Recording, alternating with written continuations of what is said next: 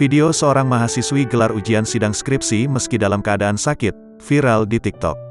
Mahasiswi tersebut terekam dalam video yang diunggah akun TikTok @anggunhouts. Dalam video itu, sang mahasiswi terlihat bersiap-siap akan melaksanakan ujian skripsi di atas kasur rumah sakit. Ia tetap berusaha menyiapkannya sendiri walaupun salah satu tangan dalam keadaan masih diinfus. Hingga artikel ini terbit, video TikTok itu ditonton 1,4 juta penonton. Sejumlah warganet pun memuji dan memberi dukungan sosok mahasiswi ini melalui kolom komentar. Dikonfirmasi Tribun News, sosok mahasiswi itu bernama Noviana EKR, 23, atau disapa Novi, perempuan asal kota Batam, Kepulauan Riau. Ia merupakan mahasiswi dari Politeknik Negeri Batam. Ternyata, video tersebut diunggah oleh adik kandungnya sendiri. Anggun Duel sidang skripsi Novi itu telah dilaksanakan pada hari Rabu, tanggal 22 September tahun 2021, lalu.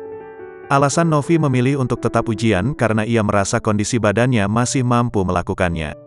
Apalagi, sidang skripsi tersebut digelar secara online yang ia nilai tidak terlalu sulit dilakukan.